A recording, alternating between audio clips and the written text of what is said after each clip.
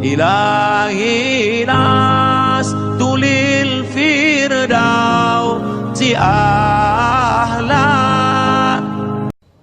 Oke, bismillah. Assalamualaikum warahmatullahi wabarakatuh. Bismillahirrahmanirrahim. Alhamdulillahi rabbil alamin. Wa bihi nasta'inu ala umurid dunya waddin. Allahumma sholli wa sallim wa barik ala habibina wa syafi'ina Sayyidina wa maulana Muhammadin wa ala alihi wa ashabihi wa man tabi'ahum bi ihsanin ila yaumiddin. Bismillah, mari kita mulai ngaji lagi. Kali ini temanya tema sisipan. Harusnya bulan ini masih bulannya Yunani. Cuma ya capek ya kalau Yunani terus, saatnya pulang. Balik ke timur, mampir sebentar di Baghdad. Kita temui beliau Abu Nuwas, atau orang Indonesia lebih mudah mengucapkannya Abu Nawas. Kalau saya ngomong Abu Nawas, mungkin yang terbayang lucu-lucunya. Ya. Padahal sebenarnya tidak begitu. Ya, beliau memang termasuk orang yang cerdik, orang yang cerdas, orang yang pinter. Kategorinya kategori ulama, bahkan ada yang bilang sufi. Tapi sebenarnya aslinya tidak begitu. Beliau ini lebih dikenal sebagai penyair, sastrawan. Beliau punya gaya khas dalam dunia kepenyairan. Jadi pertama-tama itu. Cuma beliau ini nanti hidupnya zaman Harun al-Rashid, dan ini terkenal sekali karena kisah-kisah tentang Abu Nuwas dan Harun al-Rashid ini masuk ke 1001 Malam. Jadi justru terkenalnya dari situ, dikenal masyarakat dari situ. Cuma karena 1001 Malam ini buku cerita, orang kenalnya terus cerita-cerita lucunya. Padahal sebenarnya bagi yang meneliti Abu Nuwas, ini tokoh ini sangat kontroversial.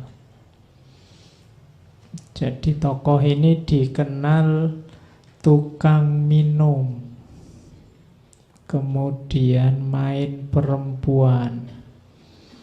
Bahkan tidak cuma perempuan, kabarnya cowok cewek ya oke.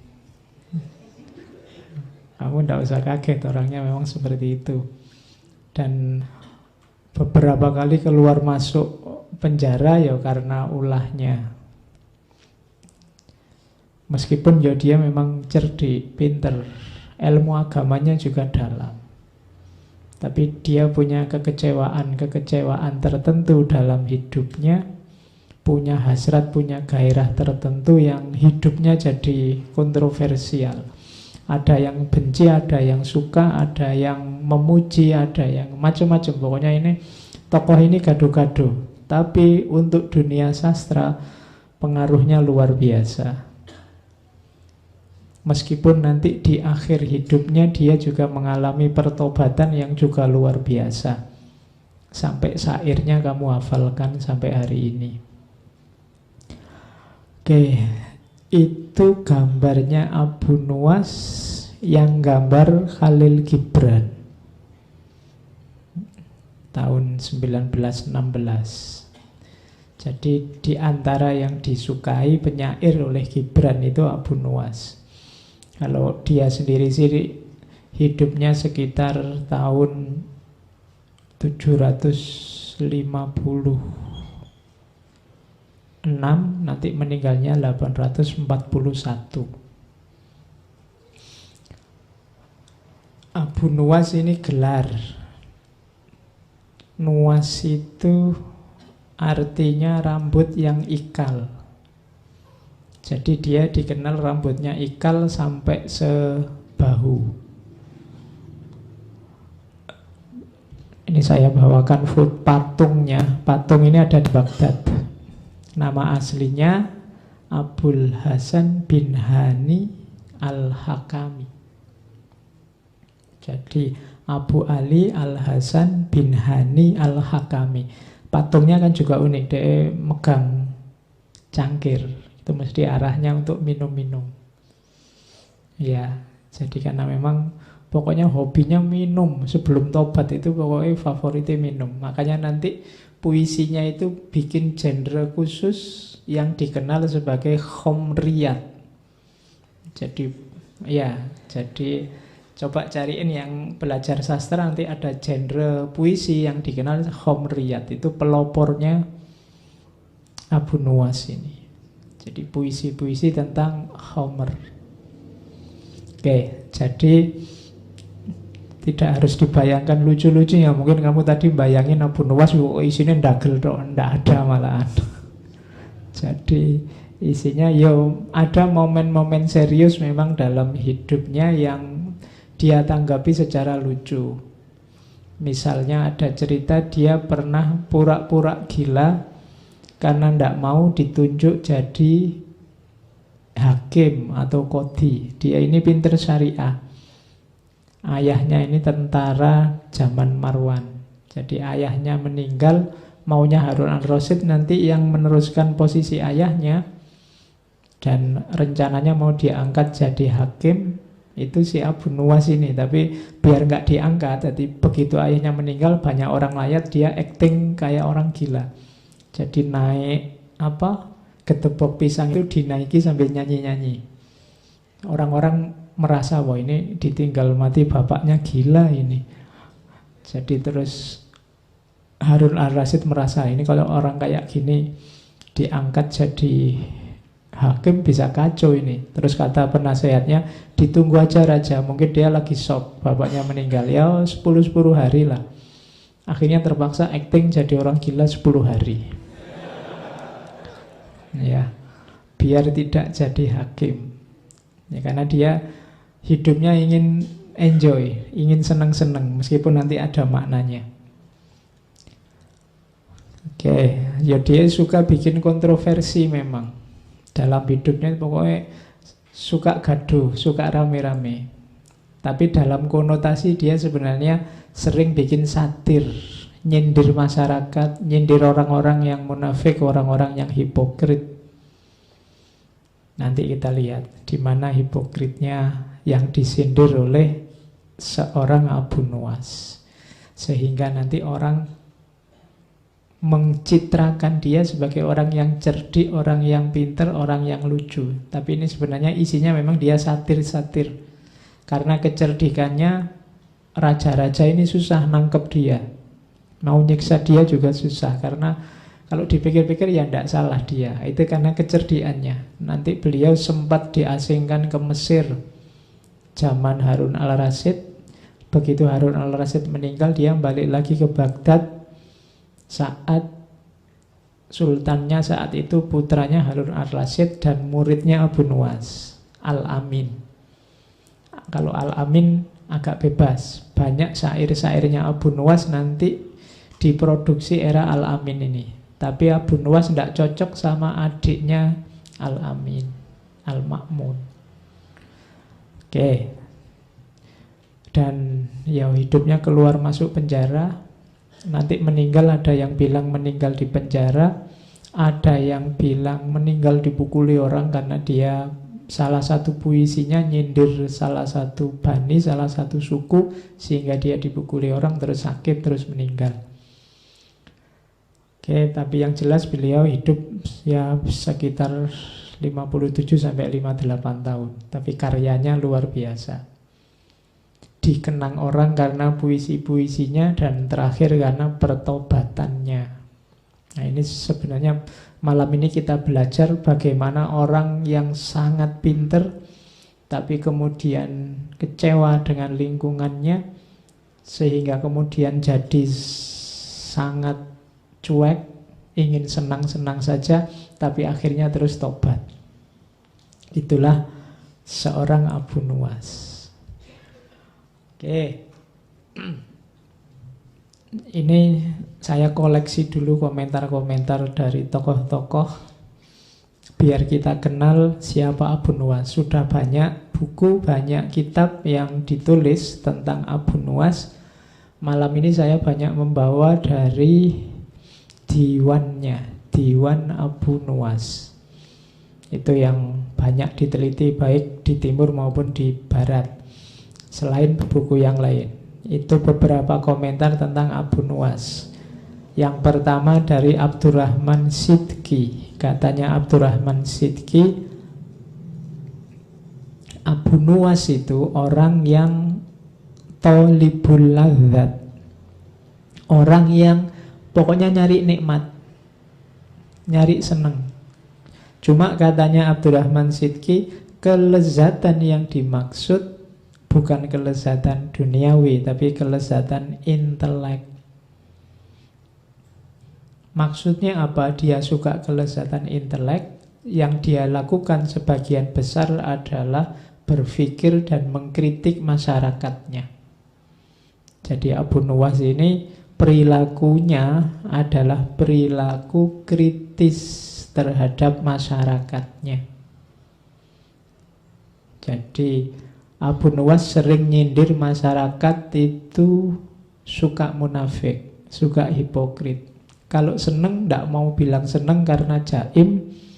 Kalau suka enak itu tidak mau bilang enak karena khawatir dengan keenakan itu derajat sosialnya turun. Itu yang sering dikritik oleh Abu Nuwas. Kita kan sering gitu, hidup ini dengan gaya jaim. Jaim itu kan salah satu bentuk malu-malu, tidak mau mengekspresikan kebahagiaan, kesenangan.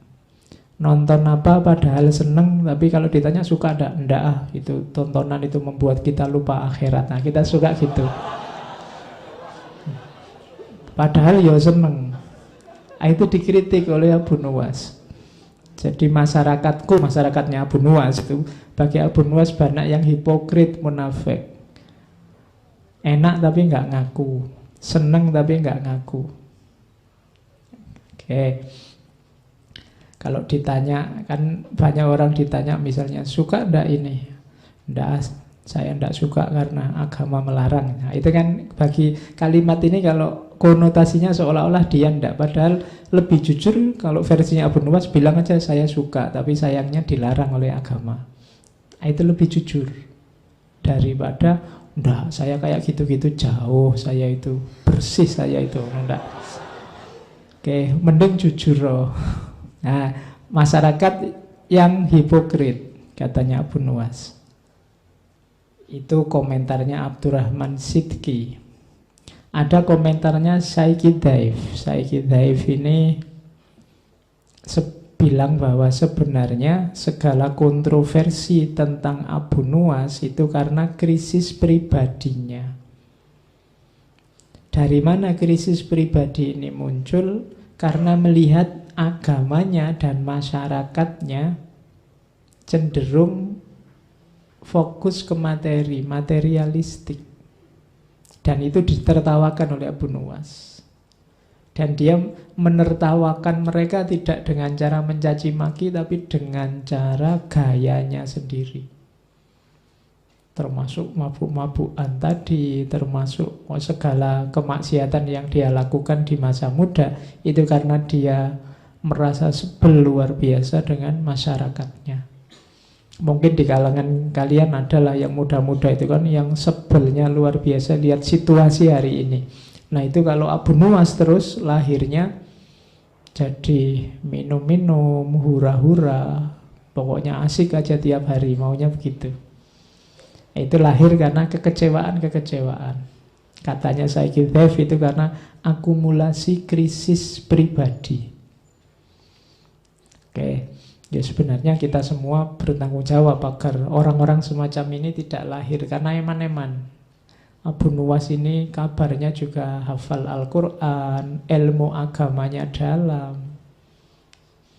Kalau katanya Abbas Mahmud Akkad, Abu Nawas ini agak narsis. Jadi cinta diri yang berlebihan.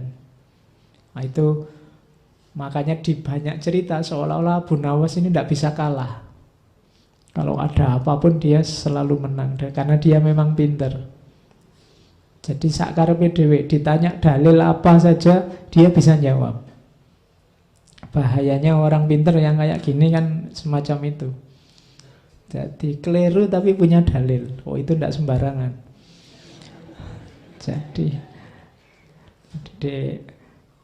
kadang-kadang ilmu itu bisa jadi musibah semacam ini. Jadi semakin kita pinter, akhirnya kita juga pinter menjustifikasi kesalahan.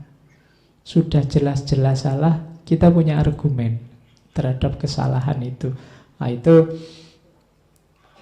penyakit. Sama katanya Abbas Mahmud Akkad tentang Abu Nawas ini narsis. Cuma karena dia pinter, dengan kepinterannya dia bisa membungkus segala cacat, segala kurangnya. Nanti di belakang dia malah mengkritik. Ketika dikritik orang kok mabuk terus, dia nanti pakai ayat. Nanti kita lihat. Ya. Jadi ketika dikritik orang dia bisa pakai ayat. Oke. Jadi itu komentarnya para ulama. Ada juga ini kalimatnya Ibnu Mu'taz dalam Tabaqatus Syu'ara. Katanya Ibnu Mu'taz, sebenarnya Abu Nawas itu seorang faqih yang pinter agama, berpikirnya terbuka, ilmunya banyak, hafalannya kuat, bahkan ilmu Al-Qur'annya dalam. Dia mengetahui nasih mansukh, mengetahui muhkam mutasyabih. Aslinya itu dia. Cuma ya kalah oleh nafsunya. Jadi orang itu ada ilmunya, ada nafsunya. Siapa yang menang, yang kalah akan mengabdi. Kalau yang menang ilmunya, ya nafsunya akan mendukung ilmu. Tapi kalau yang kalah nafsunya, yang menang nafsunya, ya ilmumu akan jadi pendukung nafsu. Jadi katanya Ibnu Mu'taz, Abu Nawas termasuk Abu Nawas babak pertama sebelum tobat itu orang yang kalah oleh nafsunya. Sehingga ilmunya akhirnya menjustifikasi dipakai untuk membenarkan nafsunya. Sama kayak kalian pacaran terus pakai dalil waja'alnakum su'ubaw wa qabaila lita'arofu. Ah, itu dalilnya kan muncul belakangan, pacarannya duluan. Itu hanya menjustifikasi. Nanti kalian melakukan apa biar kelihatan syar'i, terus kamu tambahi dalil. Padahal itu mungkin keliru. Dalilnya arahnya tidak ke situ, tapi kamu pakai ke situ. Nanti kan ada kasus, kapan itu saya baca, ada seorang suami yang memukuli istrinya. Dan dia pakai dalil, karena ada ayat yang memang kalau diterjemahkan letterlek apa adanya, suami itu bisa memukuli istri. Fa'idhuhunna wahjuruhunna fil madoji wadribuhunna, surat An-Nisa itu kan. Jadi suami bisa memukuli istri dengan dasar Al-Quran. Ini nafsu sebenarnya kan ingin mukulnya duluan. Jadi terus baru nyari justifikasi belakangan. Nah, itu yang terjadi dengan Abu Nawas bagian awal nanti semacam itu. Meskipun Abu Nawas sendiri kalau ditanya, katanya Abu Nawas, demi Allah aku ini masih Islam. Asli masih Islam, ya syariatiyah. Cuma mabuk menghendakiku sehingga aku menerima beberapa kemuliaan, katanya Abu Nawas. Bukan aku yang ingin mabuk, tapi mabuklah yang ingin aku. Ya. Oke, jadi pinter ya ngomong ya. Aku ini Islam, jangan khawatir. Hanya saja kalah oleh mabuk, karena bukan aku yang datang ke mabuk, mabuknya yang datang padaku. Jadi kerjaannya tiap malam, kalau bahasa hari ini Abu Nawas ini dugem. seneng-seneng. Nah, jadi kalau nyari tokoh besar yang suka dugem antara lain Abu Nawas.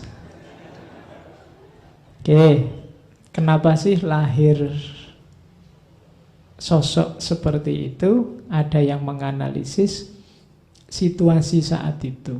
Ini kan puncak-puncaknya kejayaan Abbasiyah. Masyarakat sedang jaya-jayanya. Banyak orang kaya mendadak, sukses mendadak, terus lupa diri. Sebaliknya, ada juga yang sangat benci dengan kekayaan dan kemewahan dan lupa diri itu, terus menarik diri. Jadi ada yang ekstrim lupa diri, ada yang melarikan diri dari dunia. Ada ulama-ulama tertentu yang merasa bahwa dunia sudah rusak, dunia sudah kacau, maka dia menarik diri, menganggap dunia itu hina dan rendah. Sementara sebagian masyarakat yang lain yang dikejar kemewahan, kekayaan. Kondisi semacam ini, kalau versinya Abu Nuwas ini memuakkan. Dua-duanya tidak original. Abu Nuwas ini mirip kayak Nietzsche yang orang itu hidup hari ini versi dirinya sendiri. Kalau ingin seneng ya seneng aja. Kalau ingin apa ya lakukan aja. Tidak usah dibelenggu oleh apapun. Itu situasi yang mengawali sosok lahirnya Abu Nuwas masa muda. Meskipun dia ilmu agamanya dalam, tapi kemudian dia jatuh pada kesimpulan bahwa masyarakat ini sakit dan mungkin tidak bisa sembuh. Karena itu ngapain capek-capek, aku juga harus seneng-seneng. Sudahlah, kita nikmati hidup hari ini dan sekarang. Makanya nanti ciri-ciri syairnya Abu Nuwas ada 1, 2, 3, 4, 5. Yang pertama khomer, senang-senang, mabuk. Beberapa syairnya sangat erotis, makanya saya nggak akan bawa yang itu ke sini, nanti kena sensor. Ya, beberapa sangat erotis kesannya. Ya, nanti rekamannya ada suara tut gitu, karena tidak boleh diucapkan. Terus satir. Satir itu seolah-olah memuji, tapi sebenarnya dia melecehkan atau merendahkan. Atau sebaliknya, seolah-olah merendahkan tapi sejatinya meninggikan. Itu gaya satir. Seolah-olah dia memuji-muji, mabuk, tapi sebenarnya pujian ini untuk nyindir masyarakat yang tidak mabuk. Karena biasanya masyarakat itu kan cenderung mencaci maki orang mabuk. Nah, terus dia malah muji orang mabuk. Itu semacam satir, nyindir masyarakat. Masyarakat yang hipokrit. Kemudian satir dan sindiran pada kesalehan formal. Jadi ini juga bagi Abu Nuwas tidak original, tidak otentik. Orang beragama hanya mengambil formalitasnya. Jangan-jangan hanya casingnya, isinya sama saja antara yang mabuk dan yang tidak mabuk. Nah, itu sindiran dari Abu Nuwas. Kemudian yang keempat, pentingnya menikmati hidup. Hidup sekali mbok yo yang seneng. Hidup sekali kok isinya marah-marah, tawuran, gegeran, saling caci maki, saling. Berapa sih panjangnya hidup kita? Nah, itu banyak puisi-puisinya Abu Nuwas yang konotasinya ke sana. Mbok yo ndak usah sumpek-sumpek. Wong hidup kita ini ndak terlalu panjang, kita nikmati saja hari ini. Ndak harus khawatir tentang masa depan atau menyesal tentang masa lalu. Hidup kita hari ini. Nah, itu pentingnya menikmati hidup. Dan yang terakhir, ini yang banyak dikutip adalah kesadarannya di babak terakhir kehidupannya tentang pertobatan, kesedihan, penyesalan terhadap yang dia lakukan di awal. Cuma ya kita tidak akan langsung jujuk tobatnya. Kita selusuri pelan-pelan dari mulai mabuknya. Seperti apa sih kondisi dia waktu mabuk. Oke.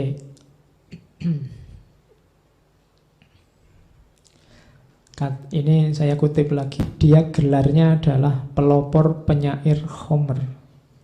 Makanya puisinya dikenal sebagai Homeriyat. Katanya Toha Hussein, kenapa sih kok Abu Nuwas yang disebut pemuka penyair Homer? Padahal sebenarnya banyak sastrawan penyair yang cirinya Homer atau suka minum. Katanya Toha Hussein, karena Abu Nuwas ini minum ini tidak untuk iseng, tidak untuk mumpung aku sumpek tak minum, ini kan minum hanya sekali-sekali untuk selingan. Tapi waktu Abu Nuwas muda, minum itu sudah jalan hidupnya. Ya, jadi katanya Toha Hussein, ini khas Abu Nuwas ini, pokoknya tidak ada hari tanpa minum. Minum itu sudah jadi jalan hidup. Jadi dia bukan selingan, dia bukan tempelan. Kalau jalan hidup tidak bisa dipisah. Nanti bisa kamu kiaskan dengan rokok ya. Kalau sudah jalan hidup tidak bisa dipisah. Jadi karena memang eksistensimu sudah menyatu dengan, kalau Abu Nuwas dengan minumnya. Kalau tidak minum bukan Abu Nuwas itu. Sama kayak kamu, kalau nggak ngerokok bukan kamu berarti. Kalau kamu ya mesti ngerokok. Itu logikanya katanya Toha Hussein. Kenapa kok Abu Nuwas ini dianggap pelopor penyair Homer? Itu salah satu puisinya yang dari Diwan Abu Nuwas itu. Ingatlah, segarkan aku dengan Homer, dan katakan bahwa itu Homer. Ini kan terang-terangan, tidak sembunyi-sembunyi. Kita kadang-kadang kalau melakukan yang tidak cocok atau tidak enak, kadang-kadang kan sembunyi-sembunyi. Padahal ya kita nikmati, tapi kita tidak mau menampilkan. Tapi Abu Nuwas menyindir orang yang menikmati tapi sembunyi-sembunyi. Analoginya dengan Homer. Dan katakan bahwa Homer ya Homer, jangan kau segarkan aku dengan kerahasiaan, apabila mungkin dilakukan dengan transparan. Katanya Abu Nuwas, tak ada baiknya menutup-nutupi kelezatan dalam Homer. Itu kan dahsyat sekali. Dia ingin terang-terangan. Kamu pemabuk ya? Iya. Dia terang-terangan, tidak sembunyi-sembunyi. Kalau kamu tidak suka pemabuk, ya tidak usah dekat-dekat aku, kan gampangnya gitu. Dan bagiku mabuk itu enak, kan itu. Itu Abu Nuwas. Arak adalah kenikmatan, kesempurnaan. Dan dia nikmat bahkan saat hanya duduk bersama orang-orang yang duduk meminumnya. Jadi nongkrong aja bareng sesama peminum itu sudah nikmat. Itu Abu Nuwas. Bahkan ini kontroversi luar biasa, ini ceritanya Ibnu Mandzur. Satu ketika Abu Nuwas ini masih mabuk terus sholat. Imamnya membaca Al-Kafirun, Qul ya ayyuhal kafirun. Itu jawab Abu Nuwas. Terus dia jawab labbaik. Iya. Jadi kan itu, katakan wahai orang kafir itu, yo aku ngono. Iya. Itu nyindir kita luar biasa. Kita sekarang takut disebut kafir, takut. Abu Nuwas malah, yo aku kafir ngono. Jadi katakan wahai kuliah ayyuhal kafirun, dia malah jawab. Ya.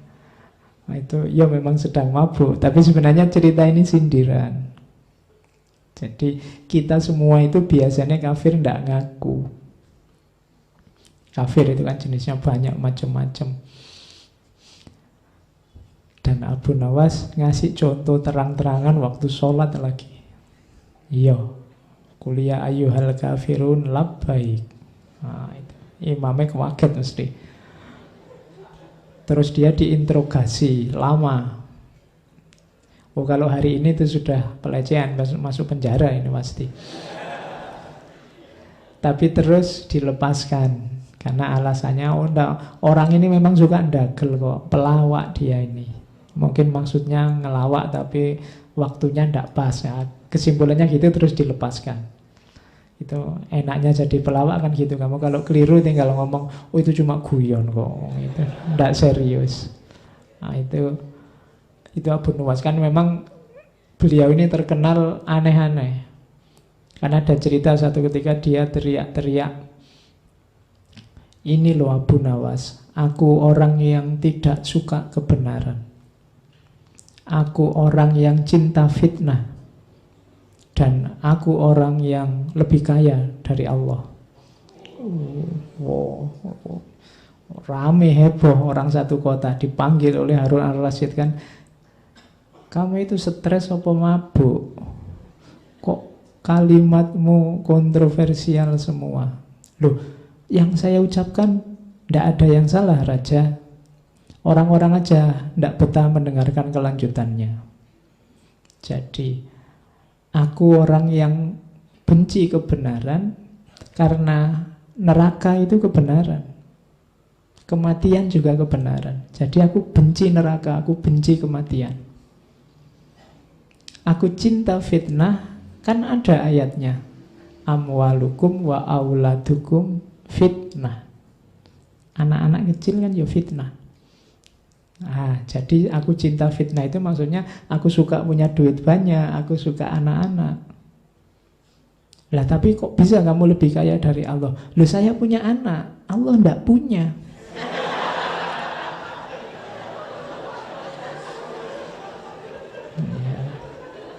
Oke. Ya kan Allah kan lam yalid wa lam yulad. Iya. Jadi itu pinternya Abu Nuwas kalau ngomong. Karena ada cerita juga dia suatu ketika bikin fatwa, barang siapa sholat dilarang rukuk dan sujud.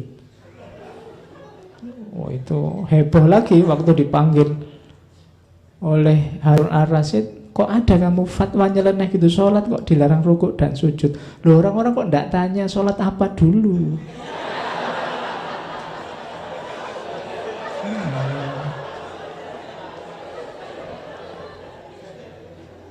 Ya, itu maksud saya kan untuk sholat jenazah. Ya mesti aja enggak pakai rukuk, enggak pakai sujud. Itu caranya Abu Nuwas untuk dekat sama raja, melakukan kritik tapi selamat. Oke, kita lanjutkan. Jadi ini gayanya. Jadi kemabukannya, wadahnya memang mabuk, tapi sebenarnya ada rahasia kritik-kritik tertentu di situ ketika dia bikin kemabukan. Nah, ini yang saya bilang tadi pakai dalil.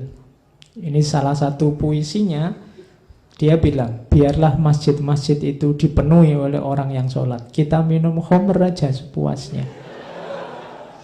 Kenapa kok gitu? Tuhan pun tak pernah mengatakan neraka wil bagi pemabuk, tapi Tuhan justru berfirman neraka wil bagi orang yang sholat.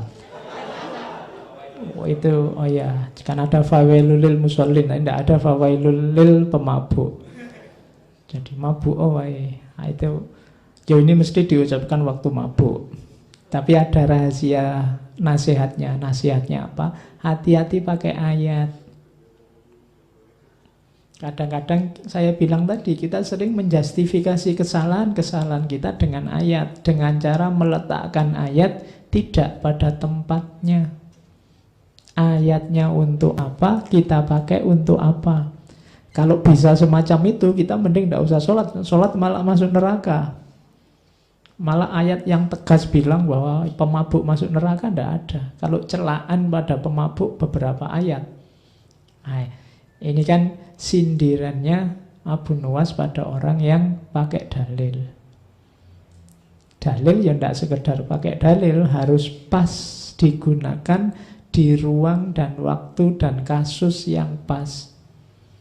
Karena kalau tidak nanti kita melakukan apa, pakai dalil apa, padahal dalil itu tidak untuk itu. Oke, yuk kayak kamu misalnya dzalikal kitabu la raiba fi, kitabu ya maksudnya Al-Qur'an, jangan kok pegang bukumu. Dzalikal kitabu la raiba fi, kitabku ini, bukuku ini ndak diragukan lagi, itu ngawur. Wong itu ayatnya untuk Al-Qur'an. Jadi hati-hati pakai ayat, pakai dalil. Setiap dalil ada ruang, waktu dan konteksnya. Sama kayak sindirannya Abu Nuwas ini. Kita kan sering pakai fawailul lil musallin. Cuma kan itu tidak bisa dipotong. Alladzina hum an sholatihim sahun. Orang-orang yang sudah sholat tapi lalai. Sholat tapi lalai, jangan-jangan makomnya mirip pemabuk yang disebut oleh Abu Nuwas tadi. Oke, terus. Nah, ketika orang tanya Abu Nuwas, syairmu hampir semua isinya khomer-khomer aja. Maksudnya khomer itu minuman itu toh. Abu Nuwas bilang, siapa yang bilang? Makna khomer telah muncul tersamar. Lalu ia hilang dalam ketidakpastian. Saat dicoba dijauhkan dari tatapan pelupuk mata, seketika itu terputus khayal tentangnya. Karena ingkar terhadap keyakinan, keraguan itu datang. Sehingga akan kau lihat nyata selama tidak menggunakan mata kepala. Jadi ini menegaskan tadi bahwa syair-syair yang memprovokasi orang untuk mabuk dan macam-macam tadi, memaknainya tidak harus letterlock terus ayo minum minuman keras. Jadi simbolnya bisa macam-macam, wong itu samar kok. Khomer itu kan simbol bagi kemabukan. Mabuk itu bisa macam-macam, kamu bisa mabuk dunia, kamu bisa mabuk harta, kamu banyak hal bisa membuatmu mabuk. Tidak cuma khomer, wong kamu naik bis ngadep belakang aja bisa mabuk. Ya. Makanya maknanya samar. Tidak tegas. Ya silahkan ditafsirkan sesuai situasimu masing-masing. Tapi memang konotasi khomernya sangat terasa. Dia sering dan banyak pakai kata-kata khomer. Makanya syair-syairnya disebut khomriyat. Nah, itu pinternya Abu Nuwas. Dia menciptakan genre sendiri dalam tradisi kepenyairan. Terus ada pelajaran dari situasi seorang Abu Nuwas ini yang bilang dari Ahmad Abdul Majid Al-Ghazali dalam Diwan Abu Nuwas, beliau editornya. Jadi Abu Nuwas ini memang sebelum tobat itu poros hidupnya adalah ingin senang-senang. Cuma ada rahasia di situ. Apa sih kesenangan itu? Kesenangan itu muncul kalau seseorang melakukan sesuatu secara total.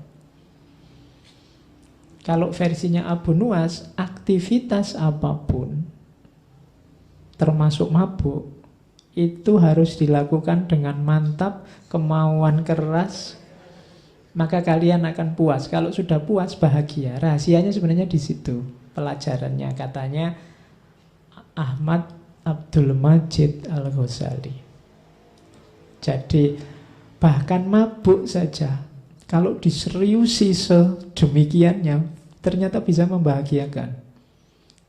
Ya maksudnya, apalagi perbuatan-perbuatanmu yang baik, apalagi kamu belajar, apalagi kamu sekolah, apalagi kamu kuliah. Kalau kamu lakukan sepenuh hati dengan mantap, sungguh-sungguh, totalitas, akan kalian rasakan manfaatnya. Jangankan yang baik-baik, wong yo sekedar mabuk saja bisa membuat orang bahagia. Apalagi kebaikan-kebaikan. Nah, kunci nasihatnya di situ sebenarnya. Abu Nuwas ini seolah-olah sangat total dalam kemabukannya. Tapi pelajarannya bukan di mabuknya, tapi di totalnya. Jadi lakukan segala sesuatu dengan total.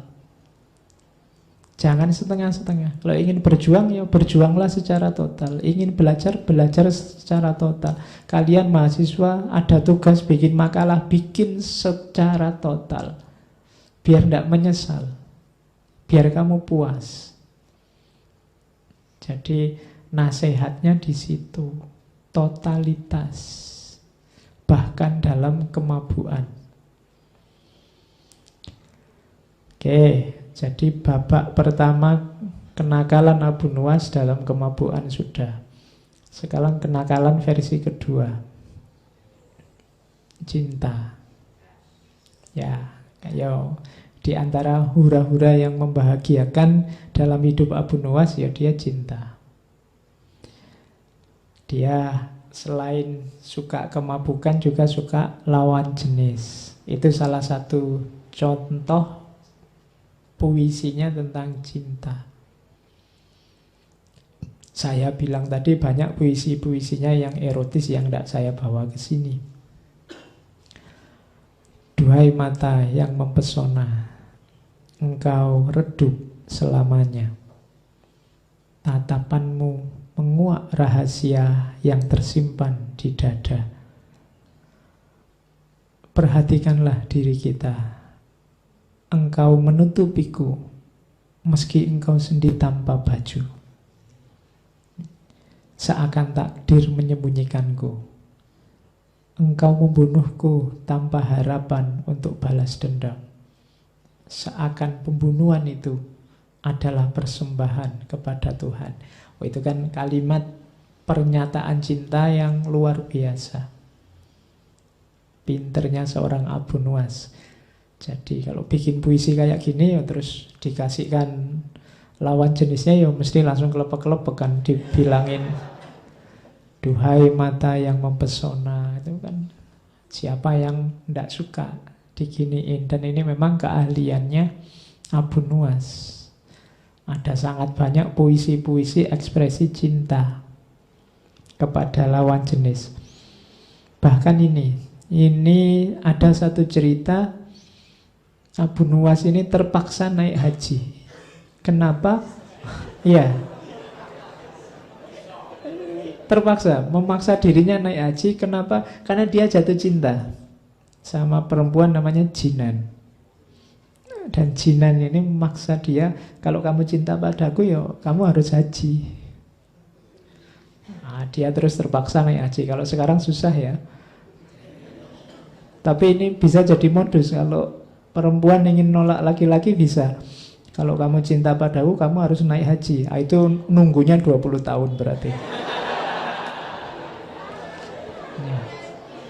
Ya, kamu bisa modus itu. Jadi kalau takut nolak bilang aja gitu. Oh, saya mau padamu tapi harus haji dulu. Oh, itu ngantrinya hampir 30 tahun sekarang. Jadi nah kalau Abu Nuwas naik haji beneran ya, kalau zaman Abu Nuwas ya gampang. Apakah engkau tahu betapa umurku sia-sia oleh permintaannya? Sedang permintaan itu alangkah sulitnya. Karena dia males ibadah, wong dia senengane mabuk. Karena tak kudapatkan alasan untuk mendekatinya. Terpaksa yang sulit itu kulakukan juga. Aku menunaikan ibadah haji. Dan kukatakan aku benar-benar telah haji. Duhai Jinan, akhirnya kemudahan menyatukan aku dengannya. Oh, itu jatuh cinta beneran ini berarti kan. Sampai rela naik haji padahal dia males. Ya, jadi cuma ya kalau sudah jatuh cinta apapun dilakukan. Makanya aku katakan aku benar-benar sudah haji loh ini. Oke, tapi toh ya sifatnya Abu Nuwas ya tetap putus nyambung. Ada juga yang saya potong itu. Kutulis di atas pipiku satu kalimat untuknya. Duhai beratnya saat berpisah. Ia menjawab dengan gerakan jemarinya. Kupahami pesanmu, namun untuk kita tiada lagi jalan bertemu. Oke, ya wis. Pokoknya kalau puisi-puisi kayak gini lumayan lah ya. Kita bisa mending. Atau ini, aku puasa saat engkau marah dan berbuka saat engkau bahagia, gembira. Oke, ayo. Oh, jadi kalau pasanganmu sedang marah kan itu alamat kamu harus tirakat itu. Tirakat itu kan tidak bisa tidur. Kenapa? Karena dia sedang marah. Hidupmu tidak tentram, makan tidak enak. Itu. Jadi aku puasa saat engkau marah. Tapi kalau sudah luluh, sudah tidak marah lagi, saatnya buka puasa. Dan aku berbuka saat engkau gembira. Jadi di luar kecerdikannya tadi, Abu Nuwas ini seorang yang sangat pintar bikin puisi, bikin syair. Tapi ya tetap, ini dalam konteks dia hura-hura sebenarnya. Ini babak awal kehidupannya. Ya sering dia dikejar-kejar tentara, dikejar-kejar laskar karena kesalahan-kesalahannya. Tapi lagi-lagi yang menyelamatkan kecerdikannya. Misalnya kalau ada cerita yang suatu ketika rumahnya digeledah. Jadi digeledah banyak barang pecah. Karena mungkin nyari-nyari jangan-jangan menyimpan sesuatu yang bisa membuat dia diseret ke penjara, mungkin begitu. Jadi, Abu Nuwas ini sangat marah, tersinggung karena rumahnya diacak-acak. Dia ingin balas dendam sama raja. Akhirnya satu ketika dia beli roti, rotinya dibiarin busuk sampai banyak lalatnya. Terus roti ini ditutup, dibawa ke depannya Harun al-Rasyid. Ini sudah misi balas dendam ini. Karena dia tersinggung rumahnya diacak-acak. Terus dia menghadap, wahai raja yang adil, saya menuntut keadilan. Katanya engkau raja yang adil berarti harus bisa memenuhi tuntutanku. Terus Harun al-Rasyid tanya, keadilan apa yang mau kamu tuntut? Siapa yang mau kamu tuntut? Siapa yang tidak adil padamu? Terus dia bilang, lalat. Saya punya roti ternyata didahului oleh lalat. Sehingga saya sekarang tidak bisa memakannya. Lalat ini sudah tidak adil pada saya. Ya Harun al-Rasyid ketawa aja. Oke lah terus maumu gimana? Tolong Baginda ngasih perintah bahwa saya punya hak untuk memukul lalat dimanapun dia ada. Akhirnya ya wis tidak apa-apa. Untuk menghiburmu, sekarang kamu boleh kalau ada lalat kamu pukul saja. Itu Abu Nuwas sudah siap-siap bawa pentungan. Terus dibukalah roti itu, lalatnya nyebar kemana-mana. Ada nempel di kaca, nempel di mana, dia akhirnya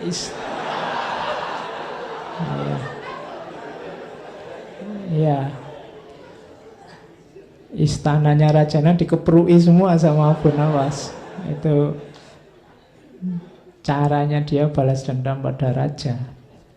Oke, itu cerita-cerita kayak gini nanti banyak di Alfu Lailah wa Lailah, kisah 1001 malam. Meskipun nanti beberapa ulama mengkritik karena cerita itu fiktif, tapi ada beberapa nama yang harusnya tetap dimuliakan, tapi gara-gara cerita itu terus kesannya jadi. Nanti ada beberapa cerita yang kesannya, misalnya Harun al-Rasyid juga suka minum-minum. Nah, itu banyak ulama mengkritik Alfu Lailah wa Lailah. Karena di beberapa bagian nanti muncul tokoh Abu Nuwas. Karena ya memang ceritanya selalu banyak dengan Harun al-Rasyid. Saya tidak tahu kok jarang sama Al-Amin. Padahal banyak syair, banyak cerita yang beliau justru dekatnya sama Al-Amin. Bahkan tadi yang kelanjutannya mukul-mukul itu, rajanya juga terus pengen balas dendam.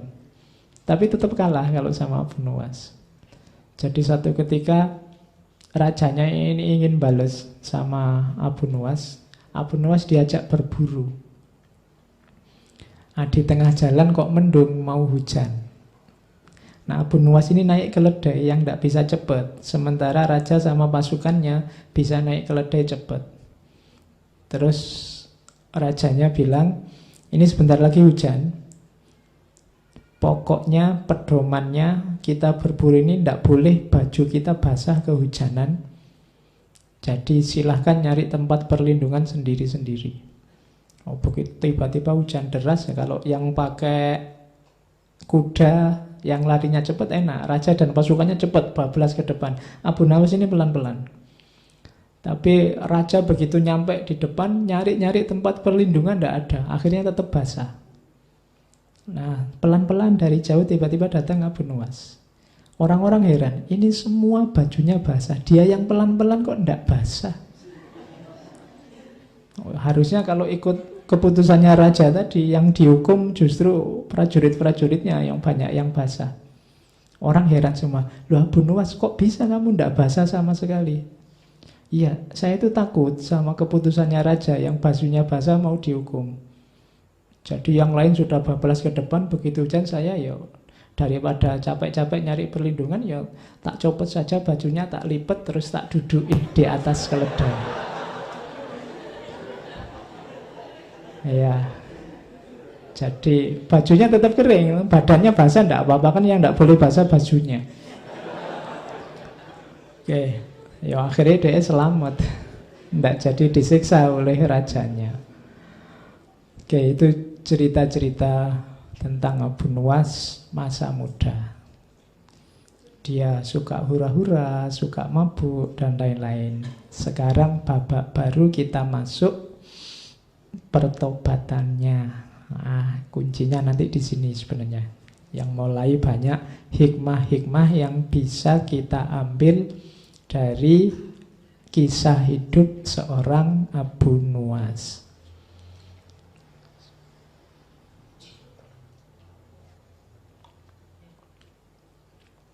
Ada versi-versi tentang mengapa kok Abu Nuwas tiba-tiba tobat. Yang pertama ada yang bilang karena di penjara. Ketika di penjara kemudian dia sadar hidupnya jadi tambah religius. Ada juga yang versi kebalikannya, versi kedua malah sebenarnya dia tidak pernah tobat. Ada yang bilang bahwa dia cuma acting aja biar keluar dari penjara. Jadi aslinya ya tetap kayak Abu Nuwas yang lama. Ada yang bilang begitu. Tapi dari syair-syairnya belakangan kelihatannya ya dia benar-benar tobat. Ada versi lain, versi kedua. Jadi ada cerita satu ketika ini malam ganjil Ramadan, ya mungkin malam Lailatul Qadar. Nah, Abu Nuwas masih tetap dengan aktivitas biasanya, mabuk. Jadi waktunya orang terawih, waktunya orang tadarusan, dia mabuk. Tiba-tiba didatangi orang ke depannya, langsung nuding wajahnya. Orang ini bilang, wahai Abu Hani, jika engkau tak mampu menjadi garam yang melezatkan hidangan, janganlah engkau menjadi lalat yang menjijikkan, yang merusak hidangan itu. Jadi kalau kamu mau rusak, rusaklah sendiri, tapi jangan merusak yang lain. Waktunya orang tadarus, waktunya orang tarawih, kamu merusak situasi. Nah, itu peringatan keras bagi Abu Nuwas yang membuat dia tiba-tiba sadar. Entah siapa orang ini, tapi ini membuat dia tersadar bahwa selama ini mungkin dia kecewa dengan masyarakat, mungkin dia mengkritik masyarakat, tapi dengan semua yang dilakukan sebenarnya dia sedang nambah masalah baru di tengah masyarakat. Jadi orang hidup itu kan kalau bisa ya memang masalah di tengah masyarakat pasti ada. Cuma kalau bisa kita jadi problem solver. Kita jadi yang menyelesaikan masalah, bukan part of the problem, bukan bagian dari masalah. Apalagi menjadi pembuat masalah, apalagi jadi orang yang selalu bikin masalah. Nah, kadang-kadang kita ini ingin menyelesaikan masalah, tapi yang lahir adalah nambah masalah baru, yang masalah lama tidak selesai. Gayanya kita ingin menyelesaikan problem, tapi yang lahir justru problem baru, dan problem lama tidak selesai. Dan kalimat ini langsung ditujukan di depannya si Abu Nuwas. Kalau engkau tidak bisa menambah kelezatan hidangan, jangan jadi yang merusak hidangan. Merusak hidangan berarti nambah masalah. Dari situlah nanti Abu Nuwas terus sadar dan dimulailah fase baru, hidup jadi ulama, bahkan beberapa menyebut terus dia jadi sufi. Tapi tetap lucu, tidak apa-apa. Ya, karena sudah khasnya beliau, hidupnya memang tidak bisa kok kaku. Dia lentur. Makanya terus kesannya dia lucu, bisa beradaptasi dengan situasi apapun. Oke, syair-syairnya banyak. Kita juga kan kenal beberapa syairnya. Ini diantaranya. Misalnya dia menasehati dirinya sendiri. Hai Abu Nuwas, jadilah orang terhormat, baik dan sabar. Ini 3 kalimat ini gabungan yang bagus. Orang terhormat, baik dan sabar. Terhormat itu kualifikasi sosial, baik itu kualifikasi individual, dan sabar itu hubungan dengan yang lain. Banyak orang yang terhormat dan baik tapi tidak sabaran. Banyak orang yang sabar dan baik tapi tidak terhormat. Banyak orang terhormat tapi tidak baik. Macam-macam kombinasi. Kalau bisa ikut Abu Nuwas, jadilah orang yang terhormat, baik dan sabar. Nah, ini dia memarahi dirinya sendiri. Waktu telah merusakmu dengan harta dan keinginan hanya demi kesenanganmu. Hai pendosa besar, ampunan Allah itu lebih besar daripada dosamu. Sebesar-besarnya sesuatu masih lebih kecil dibandingkan ampunan Allah yang paling kecil. Ini menasihati diri untuk tobat. Tobat yang beneran. Yo, kayak kita ini sebenarnya ya sudah waktunya untuk tobat. Cuma kita kan masih ragu-ragu. Mbok ya tobat yang beneran. Yang beneran loh ya. Beneran itu berarti tidak diulang, janji tidak diulang lagi. Kemudian tidak secara sengaja mengulang dan seterusnya. Jadi pertama-tama dia memarahi dirinya untuk mau bergerak bertobat, menyesali yang dilakukan sebelumnya dan tidak mengulang di masa depan. Dan ini kelihatan simpel tapi berat. Kalau istighfar sih iya, cuma istighfar kita kan sering istighfar formalitas. Nah, kalau Abu Nuwas ini istighfarnya mantap karena dosanya banyak. Kita kan sering istighfarnya enteng karena kita merasa tidak banyak dosa. Jangan salah, Abu Nuwas sebelumnya juga merasa tidak banyak dosa. Dia merasa kalau dia mabuk, kalau dia hura-hura, ya memang sudah seharusnya begitu. Hidup sekali mau apa? Kan tadi logikanya begitu. Mabuk tidak apa-apa daripada sholat masuk neraka. Logikanya tadi kan begitu. Jadi orang itu ketika ada di wilayah ketika dia salah, biasanya dia tidak merasa salah. Maka butuh momen-momen kesadaran bahwa aku ini banyak salah. Kalau ingin istighfarmu mantap, kamu harus sadar bahwa kamu banyak kelirunya, banyak salahnya. Cuma kesadaran bahwa aku salah ini sering tertutup oleh kesadaranmu bahwa kamu itu tidak terlalu banyak salah. Setiap orang lebih dominan merasa bahwa aku ini sudah benar begini ini. Kalau kamu tak tanya satu-satu tetap merasa hidup kayak saya ini Pak yang benar dan baik. Rata-rata begitu. Jadi kesadaran yang mengemuka bukan kesadaran bahwa aku ini banyak salah dan mungkin sekali sering melakukan kesalahan. Tapi biasanya yang mengemuka dalam hidup kita itu kesadaran bahwa aku ini sudah benar. Hidup seperti ini loh yang bagus. Itu yang mungkin membuat istighfar kita tidak terlalu mantap. Kayak formalitas. Tobatnya bukan tobat yang serius. Nah, diajari oleh Abu Nuwas, ayo nasihati dirimu sendiri. Kalau nunggu dinasihati orang ya tidak akan nyampe-nyampe. Nasihat yang paling bagus dari dirinya sendiri. Berarti apa? Kesadaran. Oke, dilanjutkan kalimatnya. Ini kesadaran bahwa betapa besarnya dosaku, maka apa pembelaanku akan segala yang telah kulakukan. Kalau besok Allah tanya, kenapa sih kok kamu mabuk? Kok tak larang mabuk aja begitu susahnya? Nilaiku di depanmu itu seperti apa sih? Kalau besok Allah tanya begitu gimana? Apa yang akan kukatakan kepada Tuhanku? Apa yang akan meringankan salahku? Saat aku keluar dari jalan kebenaran atau memunggungi kebaikan. Duhai beratnya tobatku dan bodohnya apa yang terlewat dari hidupku.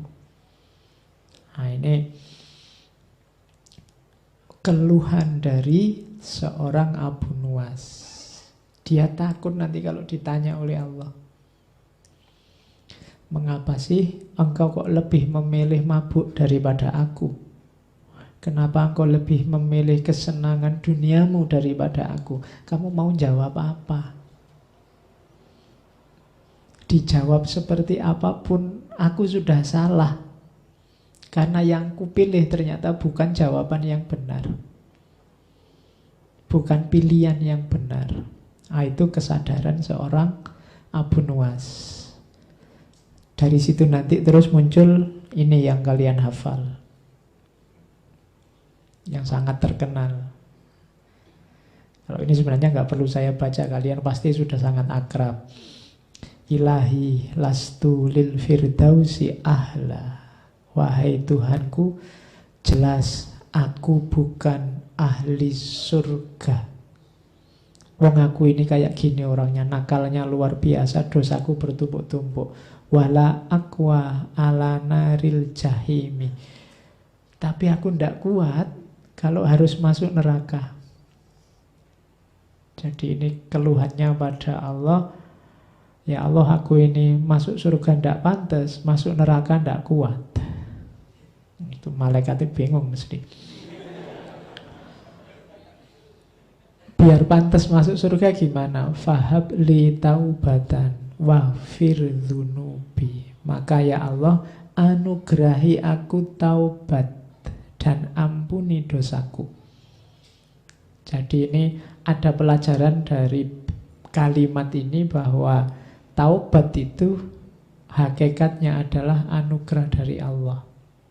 Maka berdoalah untuk dianugerahi taubat. Jalan kita untuk taubat pertama-tama nunggu anugerah dari Allah. Fahab li taubatan waghfir dzunubi, dan ampunilah dosaku. Fa innaka huwa firudz dzambil azimi, karena engkau adalah yang pemberi maaf yang agung. Jadi ya Allah, aku ini masuk surga ndak pantas, masuk neraka ndak kuat. Sudahlah ya Allah, ampuni aku, kan engkau maha pengampun. Ringkasnya begitu. Dzunubi misla a'dadir rimali, dosaku ya Allah sebanyak jumlahnya pasir. Jadi kalau ada padang pasir, pasirnya seluas itu, dosaku sebanyak itu. Maka satu-satunya jalan keluar hanya fahabli taubatan ya dzal jalali. Satu-satunya aku selamat nanti bisa ke surga dan terhindar dari neraka hanya kalau engkau menganugerahi aku pertaubatan. Wa umri nakisun fi kulli yaumin. Padahal umurku detik demi detik berkurang. Setiap hari berkurang. Nakisun fi kulli yaumin wa dzambi zaidun kaifah timali. Sementara dosaku terus tambah. Tambah umur, tambah dosa. Kaifah timali, bagaimana aku menanggungnya ya Allah? Nah, itu munajatnya seorang Abu Nuwas. Ilahi abdukal asi ataka. Wahai Tuhan, hambamu yang penuh dosa ini datang padamu. Mukirron bidzunubi wa qad da'aka. Menyatakan, mendeklarasikan dosa-dosanya. Wa qad da'aka, dan berdoa padamu, memohon padamu.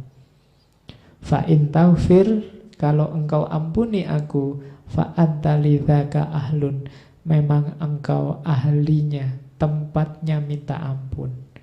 Fa in tatrud, tapi kalau engkau tolak aku ya Allah, faman narju siwaka, lantas pada siapa lagi aku berharap kalau engkau saja tidak mengampuniku. Ini namanya munajat. Jadi mengeluh pada Allah, menyatakan kelemahan, menunjukkan dosa-dosa, kemudian pasrah pada Allah, minta diberi yang terbaik. Itu makanya kalimat ini banyak dipakai. Ilahilas tulil firdausi ahla wala aqwa ala naril jahimi. Ini munajatnya Abu Nuwas. Oke, ini babak pertobatannya. Tadi ada babak kemabuannya, terus babak hura-hura dalam cinta, sekarang pertobatan. Ada satu babak lagi yang mau saya bawa, yaitu babak akhir hidupnya. Jadi setelah tobat ada banyak fase-fase dekat dengan Tuhan dalam hidupnya seorang Abu Nuwas. Nah, ini terus di akhir-akhir hidup beliau mengalami sakit. Saat sakit ini ada beberapa syair yang terkenal dari Abu Nuwas. Misalnya ini, tapi sekarang konotasinya sudah tidak kayak sebelumnya, sudah tidak ada mabuknya, tidak ada cinta-cintaannya. Kalau ini sudah konotasinya sudah ilahiyah. Kemusnahan tengah merayap ke bawahku dan ke atasku. Kulihat diriku sekarat, tahap demi tahap. Tiada waktu berlalu tanpa meruntuhkanku berantakan. Mengiring kekuatan, aku tersingkir dalam ketundukan. Saat ku ingat sekarang, aku melemah dan mengurus. Mengurus itu maksudnya tambah kurus ya. Bukan mengurus urusan apa gitu, enggak. Tertunduk di hadapan Tuhan. Betapa ku sesali hari-hari dan malam-malam itu. Tadi kan dia kegemarannya kan keluar malam. Kalau siang tidur, kalau malam keluar. Koyo Batman. Tapi ku sesali itu, penuh hura-hura dan permainan. Kita lakukan setiap kejahatan. Semoga Tuhan mengampuni, memaklumi, dan memberi penangguhan hukuman. Karena kalau tidak, pasti aku tidak selamat. Ini waktu beliau sakit. Kemudian ada lagi lanjutannya. Setiap yang meratap akan diratapi. Setiap yang menangis akan ditangisi. Setiap simpanan akan dibelanjakan. Dan setiap kenangan akan dilupakan. Hanya Tuhan yang tersisa. Siapapun yang dimuliakan, Tuhan jauh lebih mulia. Siapapun yang baik, Tuhan jauh lebih baik. Siapapun yang dipuji, Tuhan adalah puncaknya pujian. Siapapun yang diagungkan, Tuhan adalah puncaknya keagungan. Pada akhirnya semua muaranya pada Tuhan. Ia menjamin semua kebutuhan. Oh Tuhan, kita sengsara dan membutuhkannya.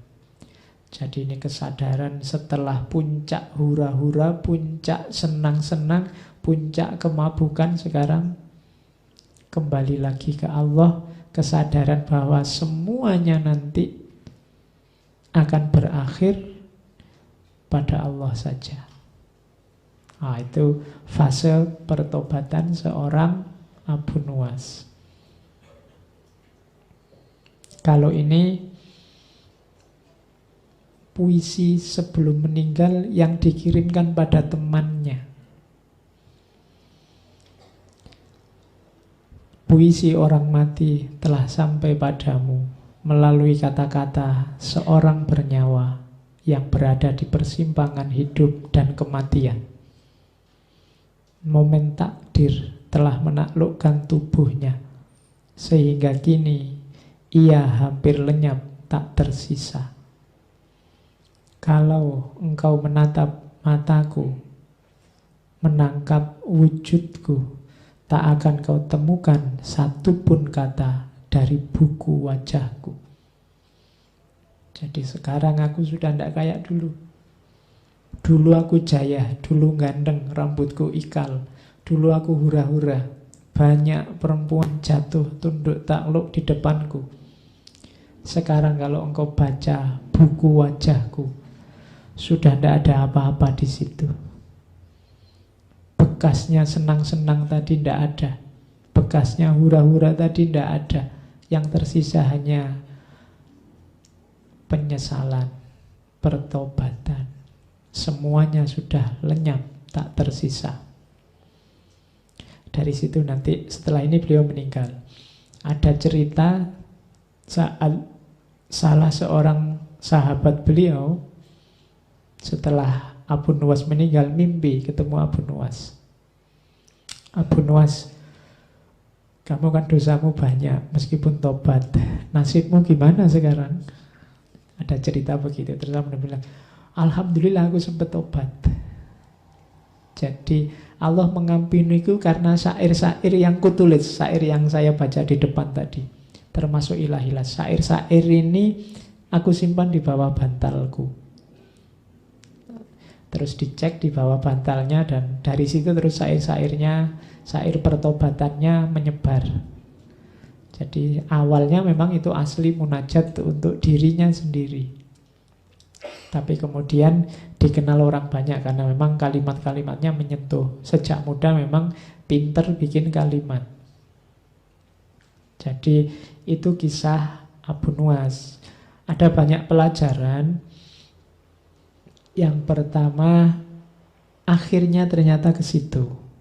Dan kita tidak harus ikut persis jalan yang sama kayak Abu Nuwas. Kalau memang merasa banyak dosa, jangan nunggu besok. Besok saja Pak saya tobatnya, kan harus hura-hura dulu. Tidak harus. Kan harus mabuk-mabuk dulu ya ndak. Pacar-pacaran dulu lah Pak ya ndak. Jadi tidak harus kita menyesal sebagaimana Abu Nuwas. Abu Nuwas mengalami experience, kalau bahasanya Konfusius. Pengalaman pahit dulu baru tobat. Kita tidak harus begitu. Karena untuk mengambil hikmah kebijaksanaan dari pengalaman orang lain itu tidak harus difotokopi. Ada kalanya kita tiru yang baik-baik saja. Jadi pelajarannya ternyata pertobatan. Jadi kita manusia wajar punya salah, tapi tidak wajar kalau tidak merasa salah, tidak ngaku salah, apalagi tidak mau tobat. Itu pelajarannya di situ. Oke. Sisanya kita akan ngambil beberapa hikmah. Ada puisinya banyak, Diwan Abu Nuwas itu lumayan.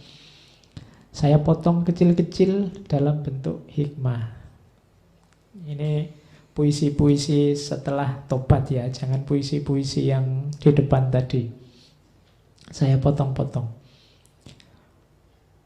Itu kalimatnya bagus. Begitu engkau cinta pada dunia, maka hanya kepahitan hidup yang akan kau rasa.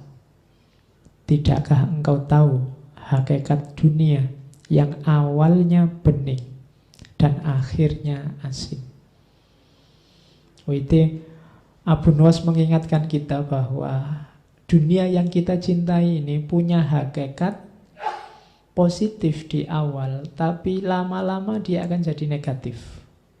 Ini hakikatnya dunia sudah.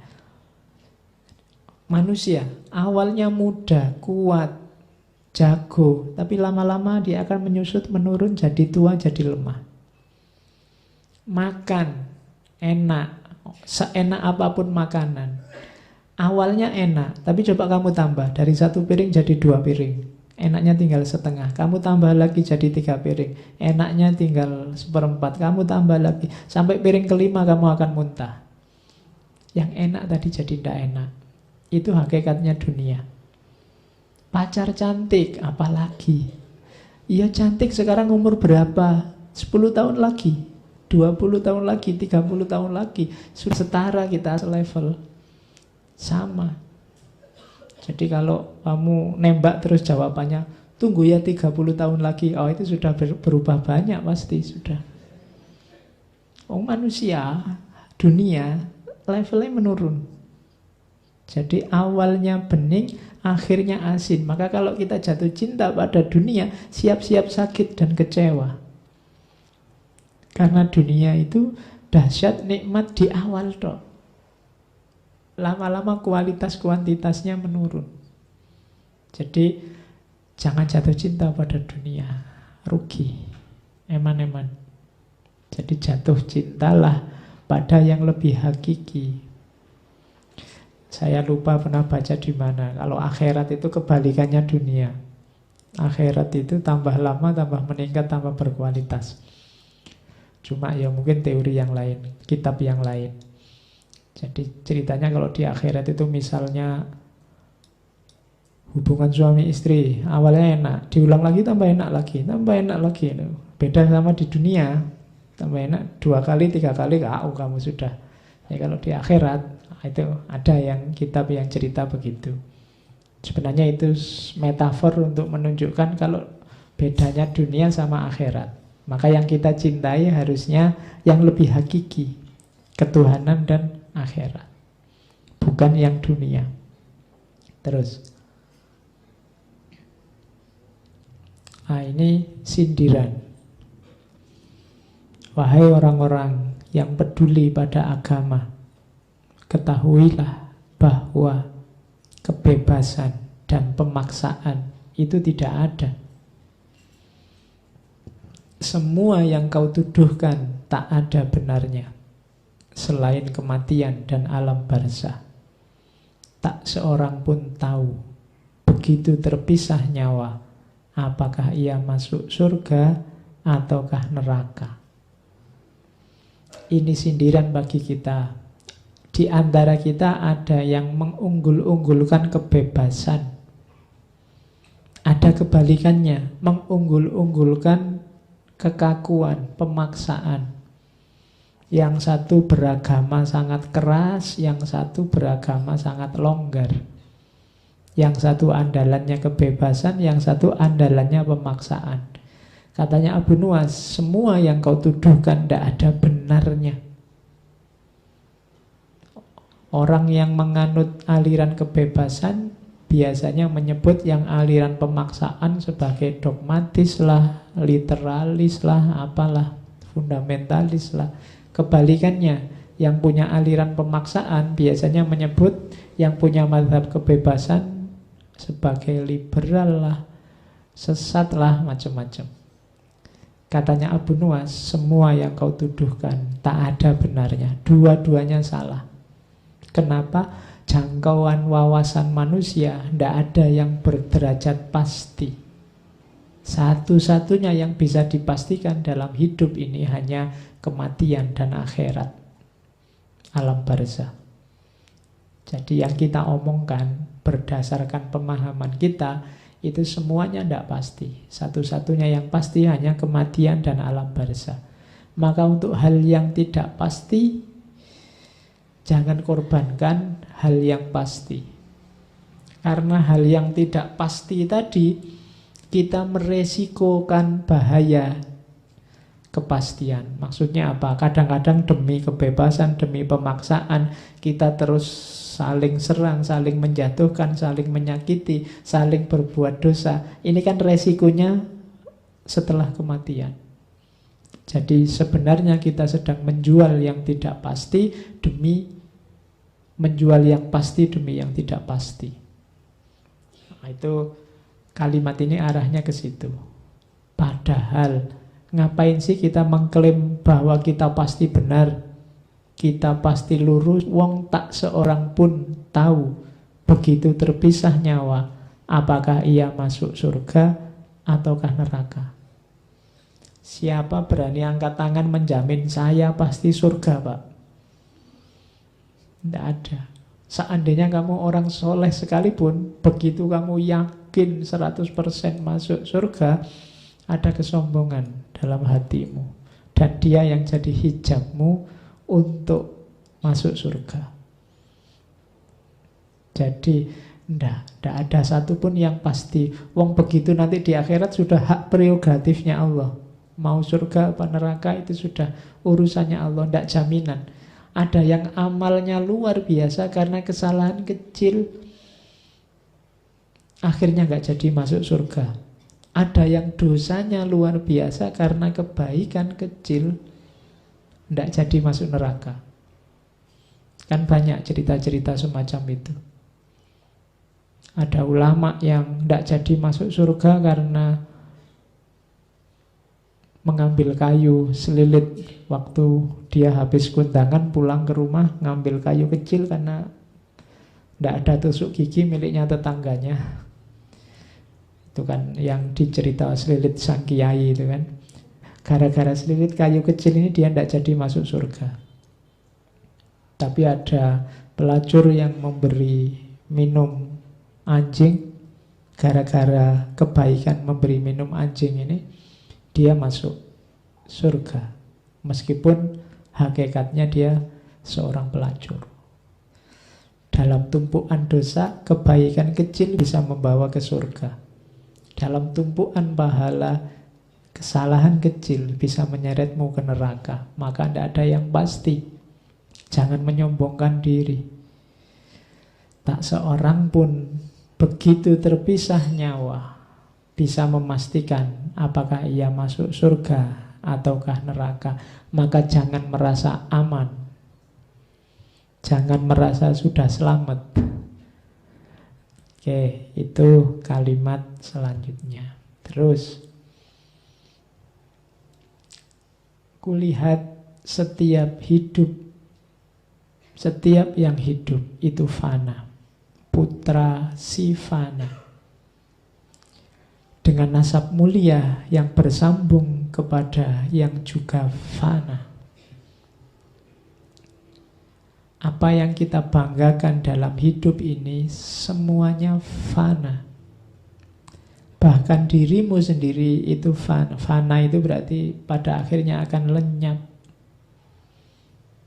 Kita juga akan lenyap. Nenek moyang yang engkau bangga-banggakan juga akan lenyap.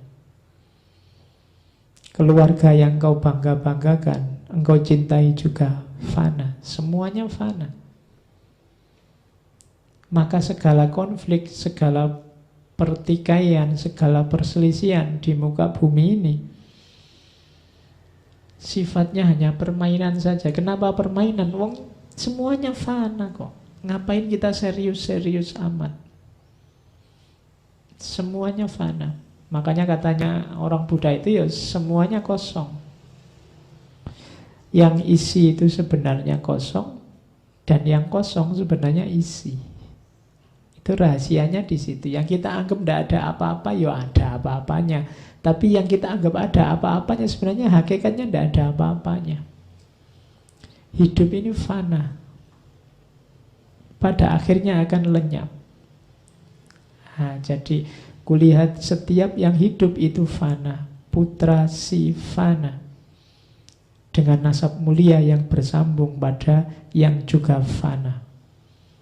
Nah, itu nasihat dari Abu Nuwas. Bayangkan bedanya tadi, syair-syair di awal yang begitu liar, begitu mabuk, begitu hura-hura, ternyata babak terakhir kehidupannya begitu indah.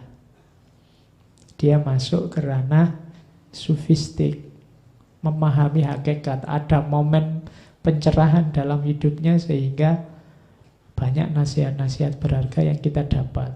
Makanya dia tergolong tokoh besar yang kita ingat sampai hari ini. Itu saya bawa juga. Saat seorang cerdas menelaah dunia, ia akan menemukan seorang lawan yang berbaju kawan. Dunia ini seolah-olah kawan kita. Tapi hati-hati, dia ini bisa berubah jadi lawan kita. Dunia ini harusnya membantu kita, mendorong kita untuk menuju Allah, kembali pada Allah. Tapi hati-hati, dia juga potensial untuk menjegal langkah kita menuju Allah. Dia ini kawan, harusnya jadi kawan. Tapi kalau kita tidak hati-hati, dia akan jadi lawan. Terakhir, ini, kalau ini kalimat-kalimat terakhir juga dari Abu Nuwas, lebih baik mati karena cengkraman kesunyian daripada mati karena payahnya, capeknya kecerewetan. Betapa sering engkau kehilangan diri dalam kelakar. Ini saya potong dari syairnya. Hari ini kemungkinan kita akan mati dalam payahnya kecerewetan. Semua orang cerewet hari ini. Kita akan lihat yang kita pegang tiap hari kan, isinya suara dalam bentuk tulisan. Kita hidup dalam belantara kata-kata, itu payahnya kecerewetan. Padahal akan lebih baik kalau kita mati dalam kesunyian, keheningan. Ada banyak makna, ada banyak rahasia dalam keheningan. Begitu kita hidup dalam berantara kecerewetan tadi, kita akan kehilangan kejernihan. Kita akan kehilangan yang hakiki. Karena yang tempelan sangat banyak, maka yang sejati tidak akan terlihat. Semakin banyak kata-kata mengepung kita, semakin sulit kita mencari yang sejati. Maka carilah ruang di mana engkau bisa hening, engkau bisa sunyi, biar jernih melihat dunia ini. Kalau kita sibuk terus, capek terus dengan kata-kata, maka kita akan kehilangan kejernihan. Kita akan mati karena payahnya kecerewetan. Katanya Abu Nuwas bahkan, betapa sering engkau kehilangan diri dalam kelakar.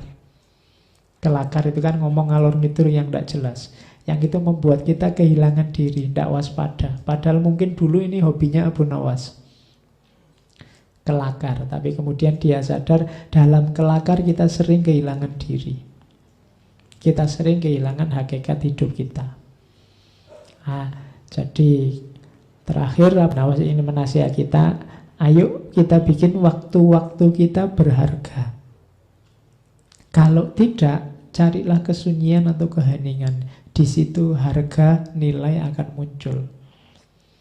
Jadi rumusnya itu.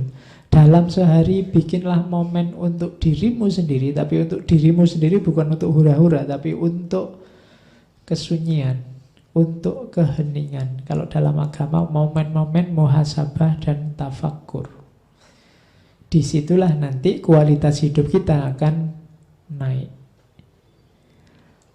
Oke, saya kira itu Abu Nuwas. Ya, tidak terbayangkan. Bayangannya tadi Abu Nuwas tokoh yang seneng-seneng dan hura-hura saja. Ternyata belokannya cukup tajam. Belakangan dia bertobat. Silahkan diikuti riwayat hidupnya, tapi yang babak belakang. Ya. Yang babak depan kalau bisa cepat-cepat ditinggal. Jangan salah, Abu Nuwas usianya sekitar 57. 57 itu tidak terlalu tua. Mungkin pertobatannya paling usia-usia akhir lah, 40 ke atas. Tapi kan kita juga sudah merayap mendekati usia itu. Jangan ditunggu lagi. Karena usia itu kan tidak ada yang tahu. Tidak ada jaminan yang lebih tua berangkat duluan, yang muda belakangan. Tidak ada jaminan saya lebih tua dari kamu terus saya berangkat dulu. Kalau sekarang banyak yang muda-muda duluan. Peristiwanya kan selalu peristiwa-peristiwa jihad, peristiwa-peristiwa itu kan muda-muda semua, demo terus peristiwa. Sing tua-tua malah ning omah malah selamat. Si nom-nom malah cepat berangkatnya.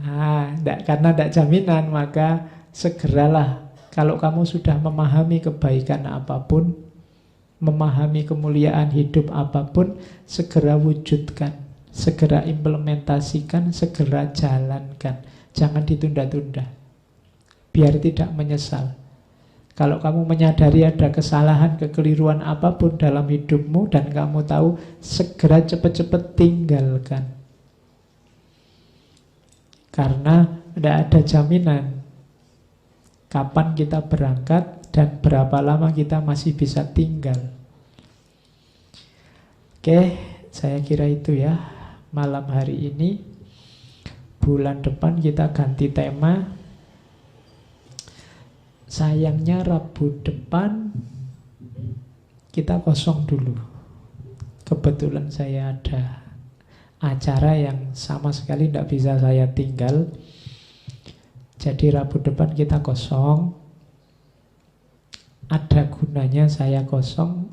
Saatnya kalian akrab, asyik bersama Rasulullah. Ya. Jadi maulud. Oke, setelah mauludan kita mulai lagi ngaji kita Rebu selanjutnya. Saya bingung temanya apa. Wis gini aja tiba-tiba tadi terbayang Einstein.